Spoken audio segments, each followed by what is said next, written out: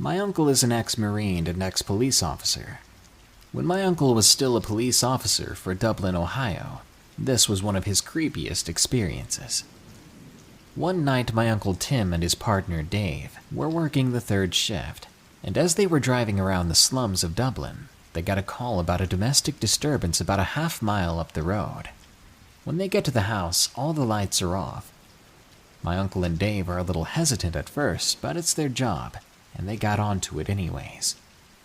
Now with my uncle's ex-Marine body type and current police officer, it was a big guy, about 6'1" and 225 pounds, so he was bulky.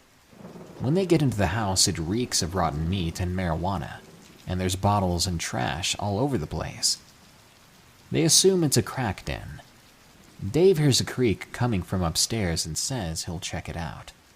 My uncle nods. Dave proceeds up the stairs, and my uncle stays downstairs searching and flips on the light switch for the kitchen.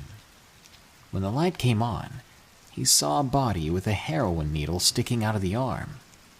My uncle reports it, saying he's going to need some help with this.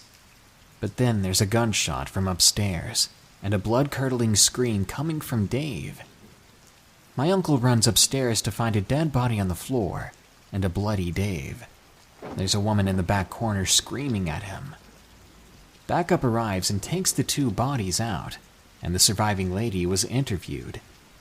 Turned out to be their landlord, and the reason she was there sent chills down their spines.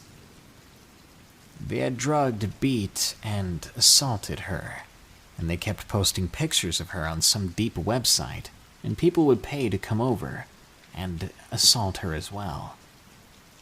The reason my uncle was called there was because the neighbors down the street heard screaming and yelling and loud bangs, so they called the cops. My uncle was still a police officer for a few more years after that.